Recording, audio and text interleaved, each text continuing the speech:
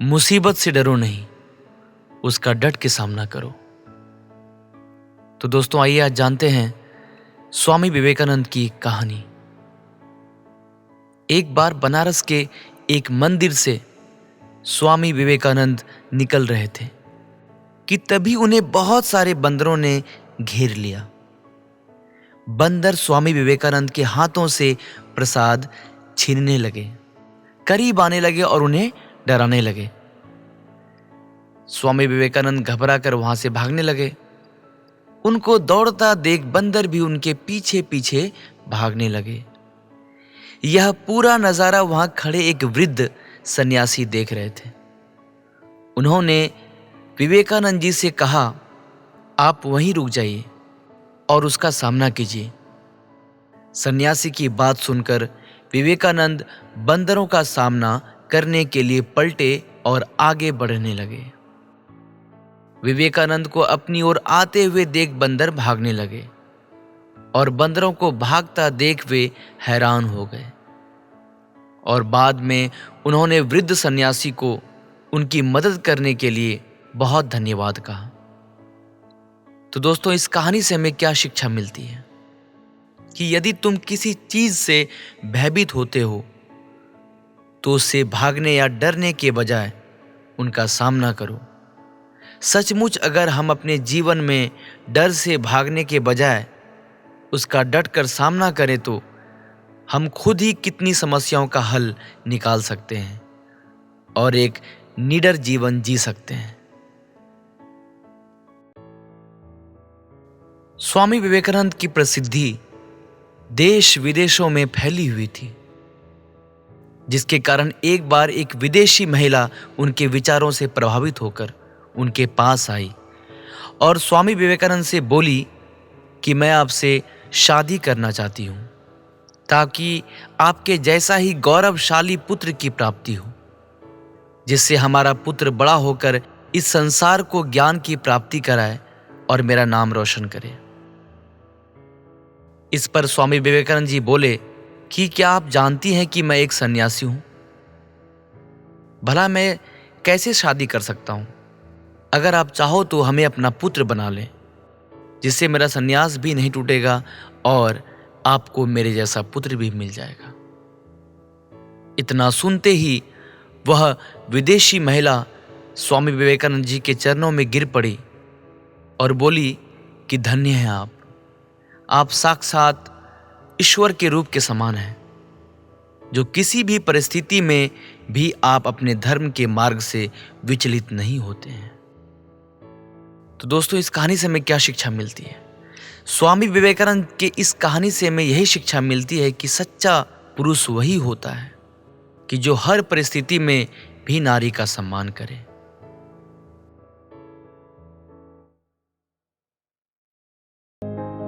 एक बार स्वामी विवेकानंद जी अपने आश्रम में चल रहे थे कि एक व्यक्ति उनके पास आया जो कि बहुत दुखी था और आते ही स्वामी विवेकानंद जी के चरणों में गिर पड़ा और बोला, महाराज, मैं अपने जीवन में खूब मेहनत करता हूँ, हर काम खूब मन लगाकर भी करता हूँ, फिर भी आज तक मैं कभी सफल व्यक्ति नहीं बन पाया।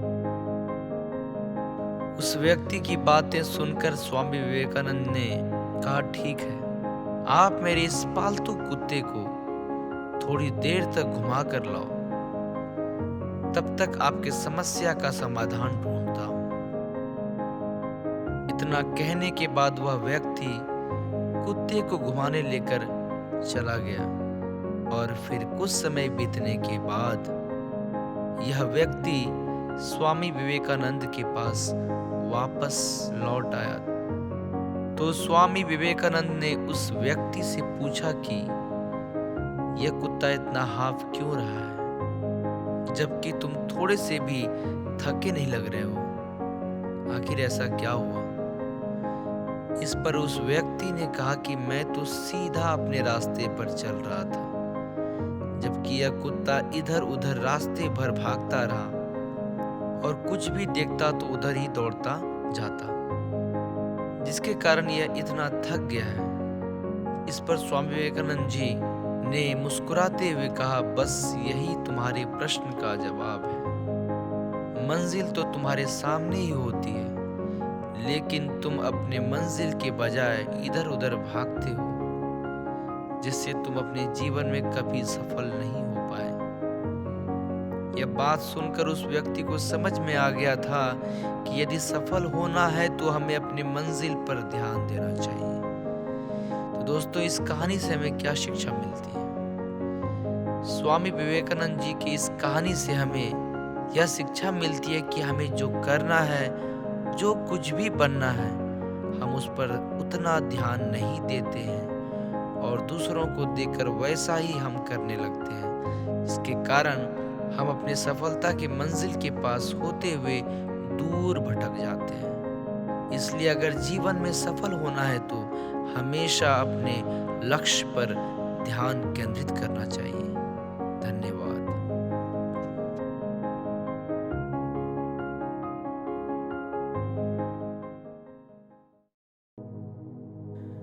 जो सत्य है उसे साहसपूर्वक निर्भीक होकर लोगों से कहो। उससे किसी को कष्ट होता है या नहीं, इस ओर ध्यान मत दो। दुर्बलता को कभी प्रश्रय मत दो। सत्य की ज्योति बुद्धिमान मनुष्यों के लिए यदि अत्यधिक मात्रा में प्रखर में प्रतीत होती है और उन्हें बहा ले जाती है तो ले जाने दो। वो जितना शीघ्र बह जाए उतना अच्छा ही है। एक विचार लो, उस विचार को अपना जीवन बना लो। उसके बारे में सोचो, उसके सपने देखो, उस विचार को जियो। अपने मस्तिष्क, मांसपेशियों, नसों, शरीर के हर हिस्से को उस विचार में डूब जाने दो और बाकी सभी विचार को किनारे रख दो। यही सफल होने का तरीका है। क्या तुम नहीं अनुभव करते कि दूसरों के ऊपर निर्भर रहना बुद्धिमानी नहीं है? बुद्धिमान व्यक्ति को अपने ही पैरों पर दृढ़तापूर्वक खड़ा होकर कार्य करना चाहिए। धीरे धीरे सब कुछ ठीक हो जाएगा। जब लोग तुम्हें गाली दे तो तुम उन्हें आशीर्वाद दो। सोचो, तुम्हारे झूठे दंभ को बाहर निकालकर वो तुम्हारी कितनी मदद कर रहे हैं। यदि तुम किसी का उपकार करो तो लोग उसे कोई महत्व नहीं देंगे, किंतु ज्यों ही तुम उस कार्य को बंद कर दो, वे तुरंत तुम्हें बदमाश प्रमाणित करने में नहीं हिचकिचाएंगे। मेरे जैसे भावुक व्यक्ति अपने सगे स्नेहियों द्वारा ठगे जाते हैं। सच्ची सफलता और आनंद का सबसे बड़ा रहस्य यह है, वह पुरुष या स्त्री जो बदले में कुछ नहीं मांगता। पूर्ण रूप से निस्वार्थ व्यक्ति सबसे सफल है। वेदांत कोई पाप नहीं जानता, वो केवल त्रुटि जानता है। और वेदांत कहता है कि सबसे बड़ी त्रुटि यह कहना है कि तुम कमजोर हो, तुम पापी हो, तुम तुच्छ प्राणी हो और तुम्हारे पास कोई शक्ति नहीं है और तुम ये वो नहीं कर सकते।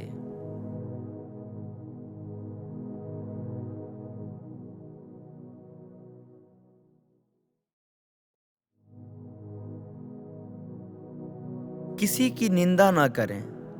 अगर आप मदद के लिए हाथ बढ़ा सकते हैं तो ज़रूर बढ़ाइए। अगर नहीं बढ़ा सकते तो अपने हाथ जोड़िए। अपने भाइयों को आशीर्वाद दीजिए और उन्हें उनके मार्ग पे जाने दीजिए। जैसा तुम सोचते हो वैसे ही बन जाओगे। खुद को निर्बल मानोगे तो निर्बल और सबल मानोगे तो सबल ही बन जाओगे। कुछ मत पूछो, बदले में कुछ मत मांगो। जो देना है वो दो, वो तुम तक वापस आएगा। पर उसके बारे में अभी मत सोचो। जो कुछ भी तुमको कमजोर बनाता है, शारीरिक, बौद्धिक या मानसिक, उसे जहर की तरह त्याग दो। चिंतन करो, चिंता नहीं, नए विचारों को जन्म दो। हम वो हैं जो हमें हमारी सोच ने बनाया है, इसलिए इस बात का ध्यान रखिए कि आप क्या सोचते हैं। शब्द गौण है, विचार रहते हैं, वो दूर तक यात्रा करते हैं। जब तक आप खुद पर विश्वास नहीं करते, तब तक आप भगवान पर विश्वास नहीं कर सकते। किसी दिन जब आपके सामने कोई समस्या ना आए, आप सुनिश्चित हो सकते हैं कि आप गलत मार्ग पर चल रहे हैं। एक समय में एक काम करो और ऐसा करते समय अपनी पूरी आत्मा उसमें डाल दो और बाकी सब कुछ भूल जाओ। जब तक जीना है, तब तक सीखना है। अनुभव ही जगत में सर्वश्रेष्ठ शिक्षक है। विश्व एक विशाल व्यायामशाला है, जहां हम खुद को मजबूत बनाने के लिए आते हैं। दिल और दिमाग के टकराव में दिल की सुनो। शक्ति जीवन है, निर्बलता मृत्यु है। विस्तार जीवन है, संकुचन मृत्यु है। प्रेम जीवन है, द्वेष मृत्यु है।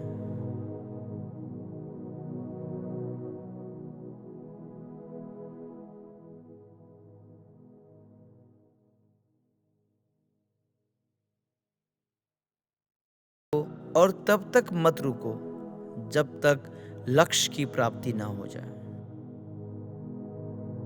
सत्य को हजार तरीकों से बताया जा सकता है, फिर भी हर एक सत्य सत्य ही होगा।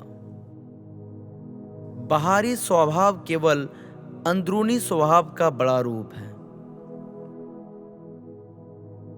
खुद को कमजोर समझना सबसे बड़ा पाप है।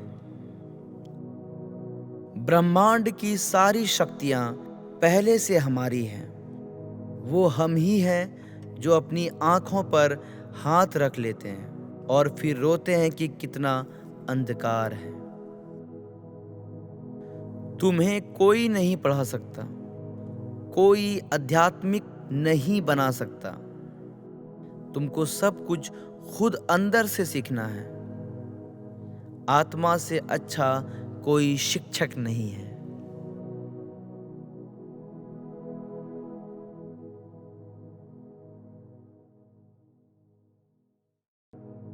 मूर्ति पूजा को मान्यता।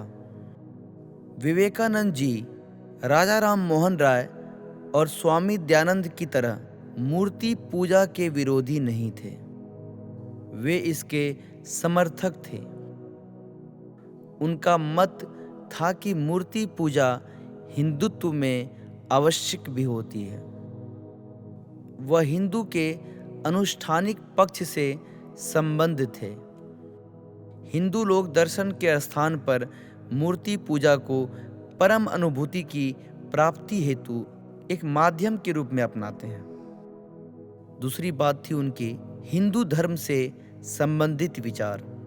विवेकानंद के मत में धर्म वह नैतिक बल है जो व्यक्ति तथा राष्ट्र को शक्ति प्रदान करता है। वे धर्म को व्यक्ति और समाज दोनों के लिए उपयोगी मानते थे। वे हिंदू धर्म को समस्त धर्मों का स्रोत मानते थे। उनके अनुसार हिंदू धर्म में कोई दोष नहीं है, बल्कि दोष धर्म के गलत प्रयोग में है, अतः उसे समाप्त करना चाहिए। वे सार्वभौमिक धर्म के प्रतिपादक थे। तीसरी जो विचार थी उनकी, विश्व धर्म के समर्थक।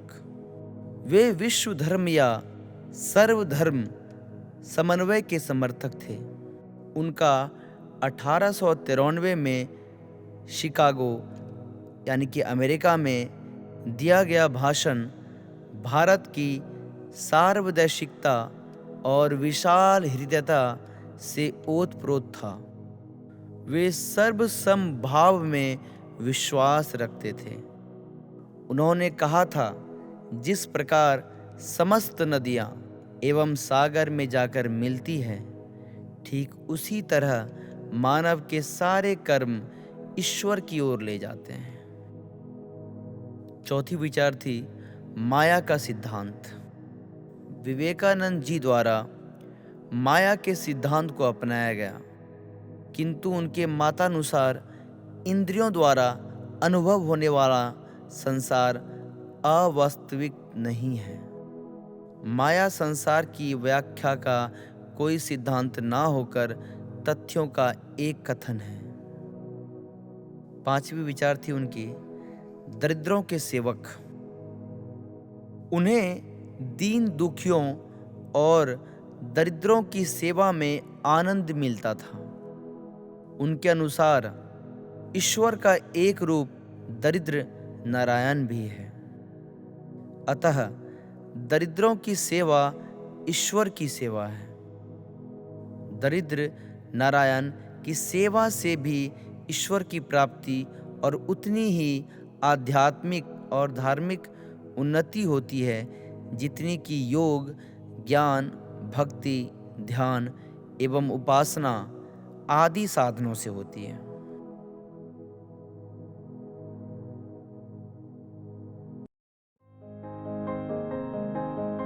दोस्तों, आइए आज इस कहानी के माध्यम से जानते हैं कि लक्ष्य पर ध्यान केंद्रित कैसे करें। एक बार स्वामी विवेकानंद जी अपने आश्रम में चल रहे थे कि एक व्यक्ति उनके पास आया जो कि बहुत दुखी था और आते ही स्वामी विवेकानंद जी के चरणों में गिर पड़ा और बोला, महाराज, मैं अपने जीवन में खूब मेहनत करता हूँ, हर काम खूब मन लगाकर भी करता हूँ, फिर भी आज तक मैं कभी सफल व्यक्ति नहीं बन पाया। उस व्यक्ति की बातें सुनकर स्वामी विवेकानंद ने कहा, ठीक है, आप मेरे इस पालतू कुत्ते को थोड़ी देर तक घुमा कर लाओ, तब तक आपके समस्या का समाधान ढूंढता हूँ। इतना कहने के बाद वह व्यक्ति कुत्ते को घुमाने लेकर चला गया और फिर कुछ समय बीतने के बाद यह व्यक्ति स्वामी विवेकानंद के पास वापस लौट आया। तो स्वामी विवेकानंद ने उस व्यक्ति से पूछा कि यह कुत्ता इतना हाफ क्यों रहा है, जबकि तुम थोड़े से भी थके नहीं लग रहे हो, आखिर ऐसा क्या हुआ? इस पर उस व्यक्ति ने कहा कि मैं तो सीधा अपने रास्ते पर चल रहा था, जबकि यह कुत्ता इधर उधर रास्ते भर भागता रहा और कुछ भी देखता तो उधर ही दौड़ता जाता, जिसके कारण यह इतना थक गया है। इस पर स्वामी विवेकानंद जी ने मुस्कुराते हुए कहा, बस यही तुम्हारे प्रश्न का जवाब है। मंजिल तो तुम्हारे सामने ही होती है, लेकिन तुम अपने मंजिल के बजाय इधर उधर भागते हो, जिससे तुम अपने जीवन में कभी सफल नहीं हो पाए। यह बात सुनकर उस व्यक्ति को समझ में आ गया था कि यदि सफल होना है तो हमें अपनी मंजिल पर ध्यान देना चाहिए। तो दोस्तों, इस कहानी से हमें क्या शिक्षा मिलती है?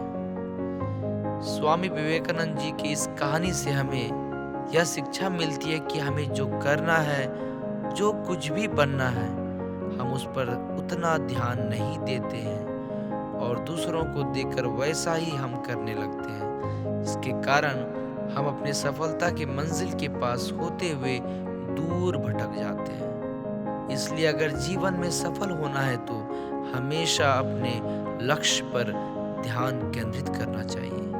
धन्यवाद।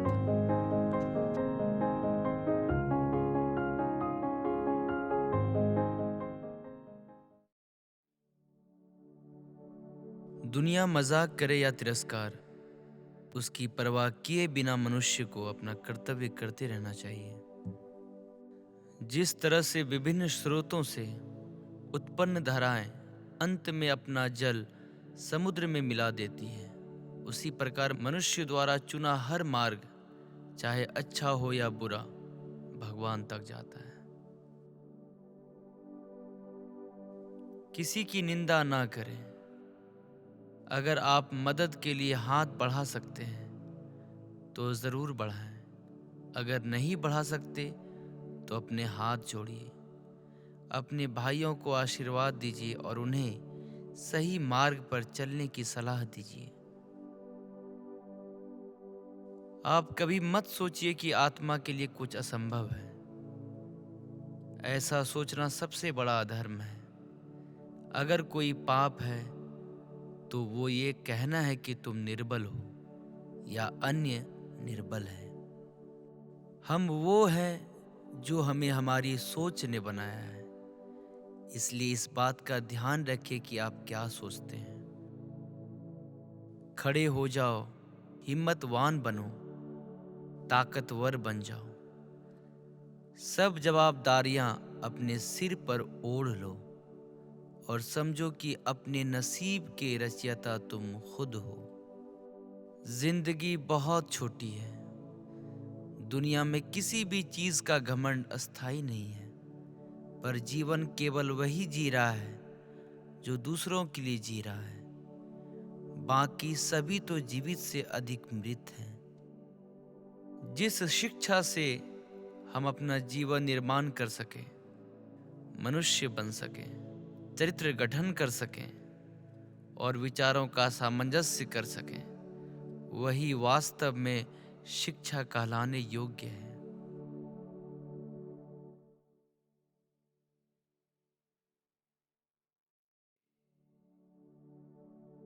भय और अधूरी इच्छाएं ही हमारे समस्त दुखों का भूल है।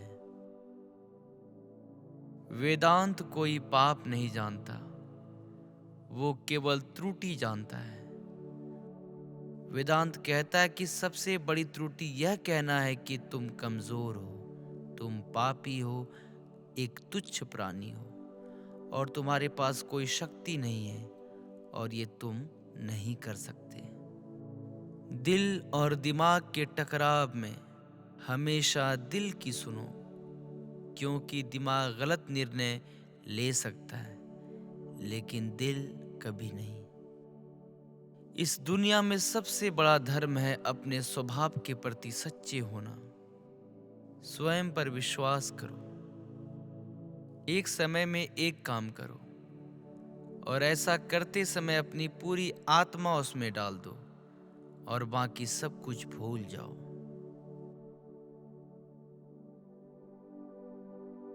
बहुत सी कमियों के बावजूद अगर मैं स्वयं से प्रेम कर सकता हूँ तो दूसरों में थोड़ी बहुत कमियों की वजह से उनसे घृणा कैसे कर सकता हूँ। किसी मकसद के लिए खड़े हो तो एक पेड़ की तरह और अगर गिरो तो एक बीज की तरह, ताकि दोबारा उगकर उसी मकसद के लिए जंग कर सको। वह व्यक्ति या वह समाज जिसके पास सीखने को कुछ नहीं है, वह पहले से ही मौत के जबड़े में है। इसलिए हमेशा कुछ नया सीखते रहो। पवित्रता, धैर्य तथा प्रयत्न के द्वारा सारी बाधाएं दूर हो जाती है। इसमें कोई संदेह नहीं कि महान कार्य सभी धीरे धीरे होते हैं। हम जो बोते हैं वो काटते हैं। हम स्वयं अपने भाग्य के विधाता हैं। हवा बह रही है और जहाज जिनके पाल खुले हैं इससे टकराते हैं और अपनी दिशा में आगे बढ़ते हैं। जिनके पाल बंधे हैं हवा को नहीं पकड़ पाते। क्या यह हवा की गलती है? नहीं, हम खुद अपना भाग्य बनाते हैं। मुसीबत से डरो नहीं, उसका डट के सामना करो। तो दोस्तों, आइए आज जानते हैं स्वामी विवेकानंद की कहानी। एक बार बनारस के एक मंदिर से स्वामी विवेकानंद निकल रहे थे कि तभी उन्हें बहुत सारे बंदरों ने घेर लिया। बंदर स्वामी विवेकानंद के हाथों से प्रसाद छीनने लगे, करीब आने लगे और उन्हें डराने लगे। स्वामी विवेकानंद घबराकर वहां से भागने लगे। उनको दौड़ता देख बंदर भी उनके पीछे पीछे भागने लगे। यह पूरा नजारा वहां खड़े एक वृद्ध सन्यासी देख रहे थे। उन्होंने विवेकानंद जी से कहा, आप वहीं रुक जाइए और उसका सामना कीजिए। सन्यासी की बात सुनकर विवेकानंद बंदरों का सामना करने के लिए पलटे और आगे बढ़ने लगे। विवेकानंद को अपनी ओर आते हुए देख बंदर भागने लगे और बंदरों को भागता देख वे हैरान हो गए और बाद में उन्होंने वृद्ध सन्यासी को उनकी मदद करने के लिए बहुत धन्यवाद कहा। तो दोस्तों, इस कहानी से हमें क्या शिक्षा मिलती है कि यदि तुम किसी चीज से भयभीत होते हो तो उससे भागने या डरने के बजाय उनका सामना करो। सचमुच अगर हम अपने जीवन में डर से भागने के बजाय उसका डटकर सामना करें तो हम खुद ही कितनी समस्याओं का हल निकाल सकते हैं और एक निडर जीवन जी सकते हैं। स्वामी विवेकानंद की प्रसिद्धि देश विदेशों में फैली हुई थी, जिसके कारण एक बार एक विदेशी महिला उनके विचारों से प्रभावित होकर उनके पास आई और स्वामी विवेकानंद से बोली कि मैं आपसे शादी करना चाहती हूं ताकि आपके जैसा ही गौरवशाली पुत्र की प्राप्ति हो, जिससे हमारा पुत्र बड़ा होकर इस संसार को ज्ञान की प्राप्ति कराए और मेरा नाम रोशन करे। इस पर स्वामी विवेकानंद जी बोले कि क्या आप जानती हैं कि मैं एक सन्यासी हूं? भला मैं कैसे शादी कर सकता हूं? अगर आप चाहो तो हमें अपना पुत्र बना लें, जिससे मेरा सन्यास भी नहीं टूटेगा और आपको मेरे जैसा पुत्र भी मिल जाएगा। इतना सुनते ही वह विदेशी महिला स्वामी विवेकानंद जी के चरणों में गिर पड़ी और बोली कि धन्य हैं आप साक्षात ईश्वर के रूप के समान हैं, जो किसी भी परिस्थिति में भी आप अपने धर्म के मार्ग से विचलित नहीं होते हैं। तो दोस्तों, इस कहानी से हमें क्या शिक्षा मिलती है? स्वामी विवेकानंद के इस कहानी से हमें यही शिक्षा मिलती है कि सच्चा पुरुष वही होता है कि जो हर परिस्थिति में भी नारी का सम्मान करे।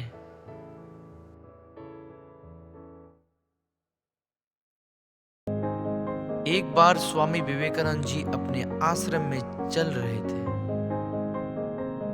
कि एक व्यक्ति उनके पास आया जो कि बहुत दुखी था और आते ही स्वामी विवेकानंद जी के चरणों में गिर पड़ा और बोला, महाराज, मैं अपने जीवन में खूब मेहनत करता हूँ, हर काम खूब मन लगाकर भी करता हूँ, फिर भी आज तक मैं कभी सफल व्यक्ति नहीं बन पाया। उस व्यक्ति की बातें सुनकर स्वामी विवेकानंद ने कहा, ठीक है, आप मेरे इस पालतू कुत्ते को थोड़ी देर तक घुमा कर लाओ, तब तक आपके समस्या का समाधान ढूंढता हूं। इतना कहने के बाद वह व्यक्ति कुत्ते को घुमाने लेकर चला गया और फिर कुछ समय बीतने के बाद यह व्यक्ति स्वामी विवेकानंद के पास वापस लौट आया। तो स्वामी विवेकानंद ने उस व्यक्ति से पूछा कि यह कुत्ता इतना हाफ क्यों रहा है, जबकि तुम थोड़े से भी थके नहीं लग रहे हो? आखिर ऐसा क्या हुआ?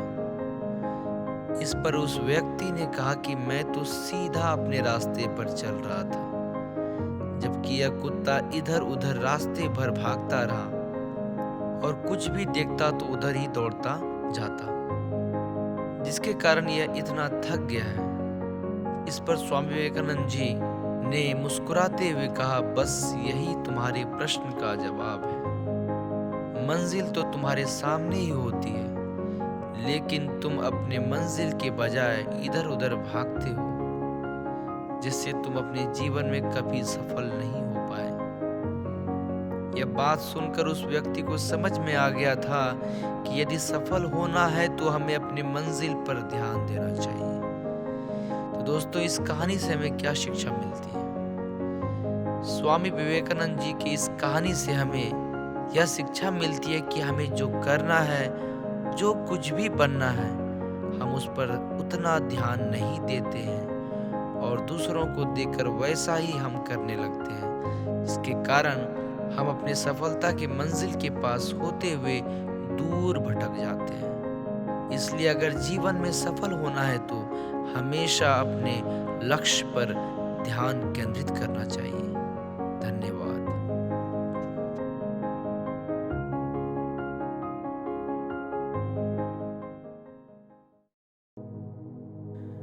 जो सत्य है उसे साहसपूर्वक निर्भीक होकर लोगों से कहो। उससे किसी को कष्ट होता है या नहीं, इस ओर ध्यान मत दो। दुर्बलता को कभी प्रश्रय मत दो। सत्य की ज्योति बुद्धिमान मनुष्यों के लिए यदि अत्यधिक मात्रा में प्रखर में प्रतीत होती है और उन्हें बहा ले जाती है तो ले जाने दो। वो जितना शीघ्र बह जाए उतना अच्छा ही है। एक विचार लो, उस विचार को अपना जीवन बना लो। उसके बारे में सोचो, उसके सपने देखो, उस विचार को जियो।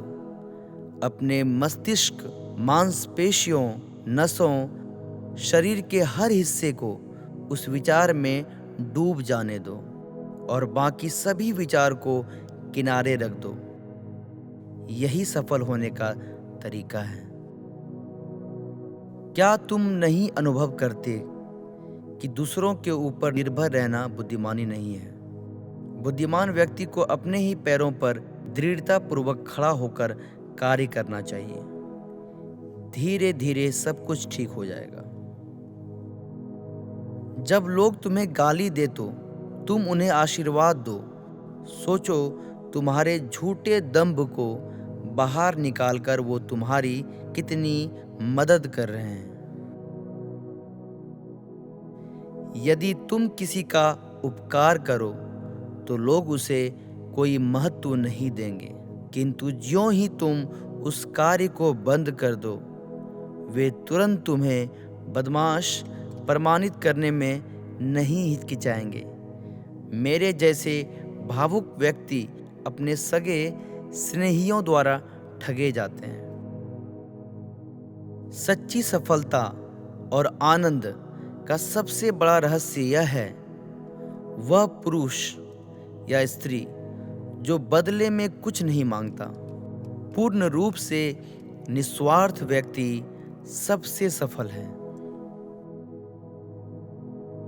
वेदांत कोई पाप नहीं जानता, वो केवल त्रुटि जानता है।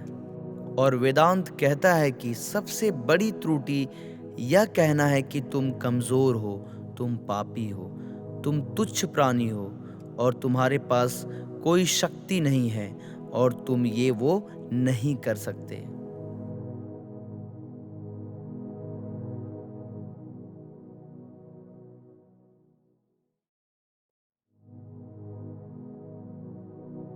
किसी की निंदा ना करें। अगर आप मदद के लिए हाथ बढ़ा सकते हैं तो जरूर बढ़ाइए। अगर नहीं बढ़ा सकते तो अपने हाथ जोड़िए। अपने भाइयों को आशीर्वाद दीजिए और उन्हें उनके मार्ग पे जाने दीजिए। जैसा तुम सोचते हो वैसे ही बन जाओगे। खुद को निर्बल मानोगे तो निर्बल और सबल मानोगे तो सबल ही बन जाओगे। कुछ मत पूछो, बदले में कुछ मत मांगो। जो देना है वो दो, वो तुम तक वापस आएगा, पर उसके बारे में अभी मत सोचो। जो कुछ भी तुमको कमजोर बनाता है, शारीरिक, बौद्धिक या मानसिक, उसे जहर की तरह त्याग दो। चिंतन करो, चिंता नहीं, नए विचारों को जन्म दो। हम वो हैं जो हमें हमारी सोच ने बनाया है, इसलिए इस बात का ध्यान रखिए कि आप क्या सोचते हैं। शब्द गौण है, विचार रहते हैं, वो दूर तक यात्रा करते हैं। जब तक आप खुद पर विश्वास नहीं करते, तब तक आप भगवान पर विश्वास नहीं कर सकते।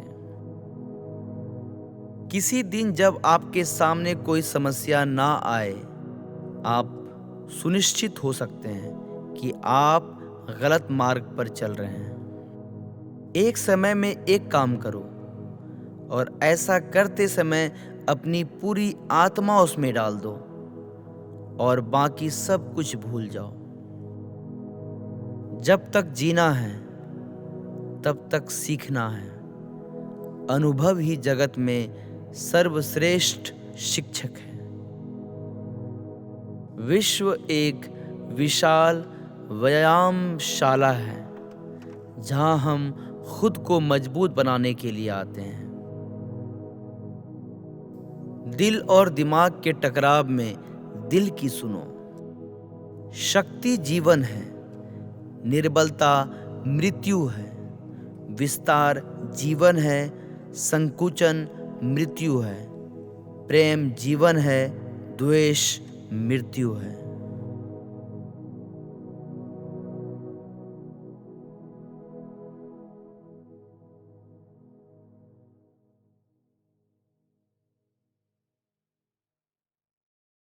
और तब तक मत रुको जब तक लक्ष्य की प्राप्ति ना हो जाए। सत्य को हजार तरीकों से बताया जा सकता है, फिर भी हर एक सत्य सत्य ही होगा। बाहरी स्वभाव केवल अंदरूनी स्वभाव का बड़ा रूप है।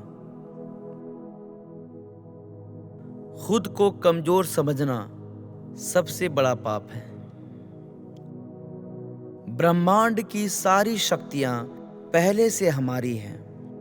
वो हम ही हैं जो अपनी आंखों पर हाथ रख लेते हैं और फिर रोते हैं कि कितना अंधकार है। तुम्हें कोई नहीं पढ़ा सकता, कोई आध्यात्मिक नहीं बना सकता। तुमको सब कुछ खुद अंदर से सीखना है। आत्मा से अच्छा कोई शिक्षक नहीं है।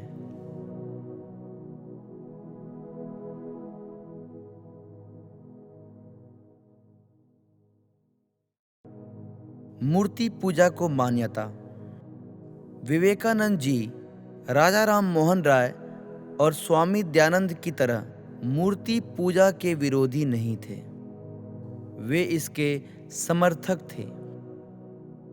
उनका मत था कि मूर्ति पूजा हिंदुत्व में आवश्यक भी होती है। वह हिंदू के अनुष्ठानिक पक्ष से संबंध थे। हिंदू लोग दर्शन के स्थान पर मूर्ति पूजा को परम अनुभूति की प्राप्ति हेतु एक माध्यम के रूप में अपनाते हैं। दूसरी बात थी उनके हिंदू धर्म से संबंधित विचार। विवेकानंद के मत में धर्म वह नैतिक बल है जो व्यक्ति तथा राष्ट्र को शक्ति प्रदान करता है। वे धर्म को व्यक्ति और समाज दोनों के लिए उपयोगी मानते थे। वे हिंदू धर्म को समस्त धर्मों का स्रोत मानते थे। उनके अनुसार हिंदू धर्म में कोई दोष नहीं है, बल्कि दोष धर्म के गलत प्रयोग में है, अतः उसे समाप्त करना चाहिए। वे सार्वभौमिक धर्म के प्रतिपादक थे। तीसरी जो विचार थी उनकी विश्व धर्म के समर्थक। वे विश्व धर्म या सर्वधर्म समन्वय के समर्थक थे। उनका 1893 में शिकागो यानी कि अमेरिका में दिया गया भाषण भारत की सार्वदेशिकता और विशाल हृदयता से ओतप्रोत था। वे सर्वसमभाव में विश्वास रखते थे। उन्होंने कहा था, जिस प्रकार समस्त नदियां एवं सागर में जाकर मिलती हैं, ठीक उसी तरह मानव के सारे कर्म ईश्वर की ओर ले जाते हैं। चौथी विचार थी माया का सिद्धांत। विवेकानंद जी द्वारा माया के सिद्धांत को अपनाया गया, किंतु उनके मतानुसार इंद्रियों द्वारा अनुभव होने वाला संसार अवास्तविक नहीं है। माया संसार की व्याख्या का कोई सिद्धांत ना होकर तथ्यों का एक कथन है। पांचवी विचार थी उनकी दरिद्रों के सेवक। उन्हें दीन दुखियों और दरिद्रों की सेवा में आनंद मिलता था। उनके अनुसार ईश्वर का एक रूप दरिद्र नारायण भी है। अतः दरिद्रों की सेवा ईश्वर की सेवा है।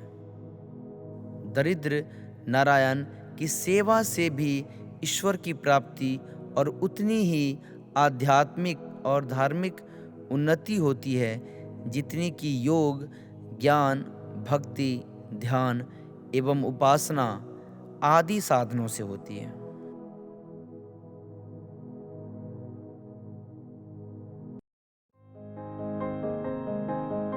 दोस्तों, आइए आज इस कहानी के माध्यम से जानते हैं कि लक्ष्य पर ध्यान केंद्रित कैसे करें। एक बार स्वामी विवेकानंद जी अपने आश्रम में चल रहे थे कि एक व्यक्ति उनके पास आया जो कि बहुत दुखी था और आते ही स्वामी विवेकानंद जी के चरणों में गिर पड़ा और बोला, महाराज, मैं अपने जीवन में खूब मेहनत करता हूँ, हर काम खूब मन लगाकर भी करता हूँ, फिर भी आज तक मैं कभी सफल व्यक्ति नहीं बन पाया। उस व्यक्ति की बातें सुनकर स्वामी विवेकानंद ने कहा, ठीक है, आप मेरे इस पालतू कुत्ते को थोड़ी देर तक घुमा कर लाओ, तब तक आपकी समस्या का समाधान ढूंढता हूँ। इतना कहने के बाद वह व्यक्ति कुत्ते को घुमाने लेकर चला गया और फिर कुछ समय बीतने के बाद यह व्यक्ति स्वामी विवेकानंद के पास वापस लौट आया। तो स्वामी विवेकानंद ने उस व्यक्ति से पूछा कि यह कुत्ता इतना हाफ क्यों रहा है, जबकि तुम थोड़े से भी थके नहीं लग रहे हो, आखिर ऐसा क्या हुआ? इस पर उस व्यक्ति ने कहा कि मैं तो सीधा अपने रास्ते पर चल रहा था, जबकि यह कुत्ता इधर उधर रास्ते भर भागता रहा और कुछ भी देखता तो उधर ही दौड़ता जाता, जिसके कारण यह इतना थक गया है। इस पर स्वामी विवेकानंद जी ने मुस्कुराते हुए कहा, बस यही तुम्हारे प्रश्न का जवाब है। मंजिल तो तुम्हारे सामने ही होती है, लेकिन तुम अपने मंजिल के बजाय इधर उधर भागते हो, जिससे तुम अपने जीवन में कभी सफल नहीं हो पाए। यह बात सुनकर उस व्यक्ति को समझ में आ गया था कि यदि सफल होना है तो हमें अपनी मंजिल पर ध्यान देना चाहिए। तो दोस्तों, इस कहानी से हमें क्या शिक्षा मिलती है? स्वामी विवेकानंद जी की इस कहानी से हमें यह शिक्षा मिलती है कि हमें जो करना है, जो कुछ भी बनना है, हम उस पर उतना ध्यान नहीं देते हैं और दूसरों को देखकर वैसा ही हम करने लगते हैं, जिसके कारण हम अपने सफलता के मंजिल के पास होते हुए दूर भटक जाते हैं। इसलिए अगर जीवन में सफल होना है तो हमेशा अपने लक्ष्य पर ध्यान केंद्रित करना चाहिए। धन्यवाद।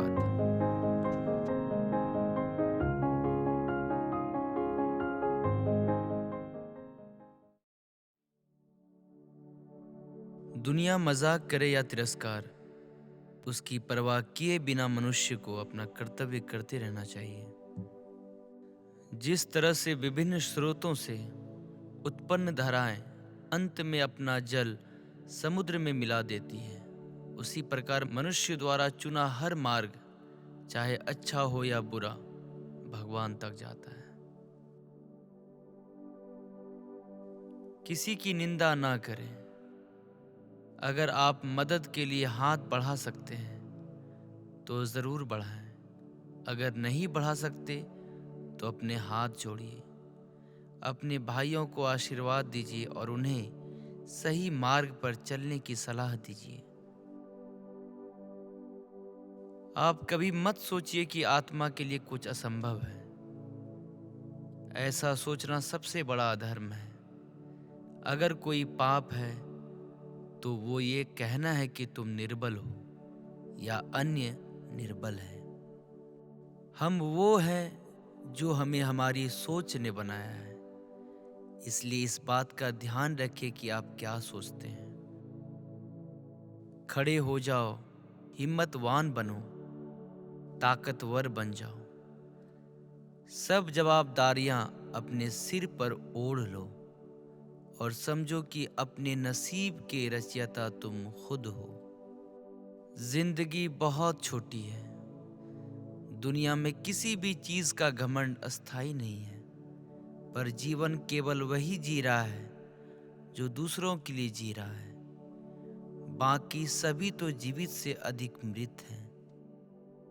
जिस शिक्षा से हम अपना जीवन निर्माण कर सकें, मनुष्य बन सकें, चरित्र गठन कर सकें और विचारों का सामंजस्य कर सकें, वही वास्तव में शिक्षा कहलाने योग्य है।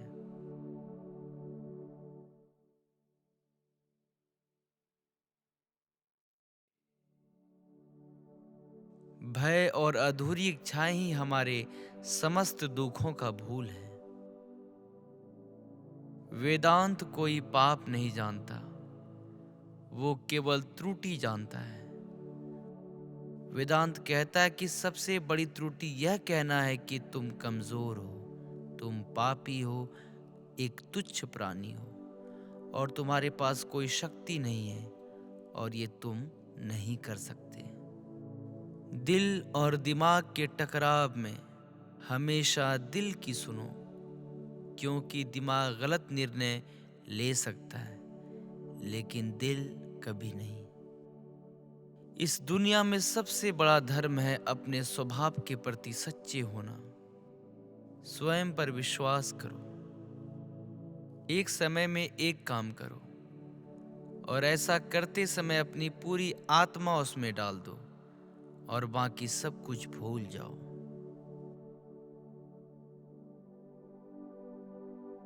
बहुत सी कमियों के बावजूद अगर मैं स्वयं से प्रेम कर सकता हूँ तो दूसरों में थोड़ी बहुत कमियों की वजह से उनसे घृणा कैसे कर सकता हूँ।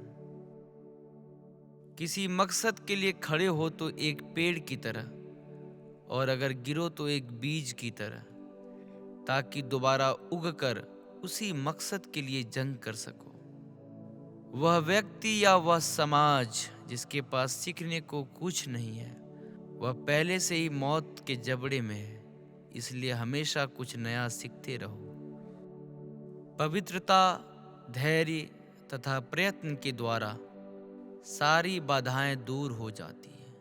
इसमें कोई संदेह नहीं कि महान कार्य सभी धीरे धीरे होते हैं। हम जो बोते हैं वो काटते हैं। हम स्वयं अपने भाग्य के विधाता हैं। हवा बह रही है और जहाज जिनके पाल खुले हैं इससे टकराते हैं और अपनी दिशा में आगे बढ़ते हैं। जिनके पाल बंधे हैं हवा को नहीं पकड़ पाते। क्या यह हवा की गलती है? नहीं, हम खुद अपना भाग्य बनाते हैं।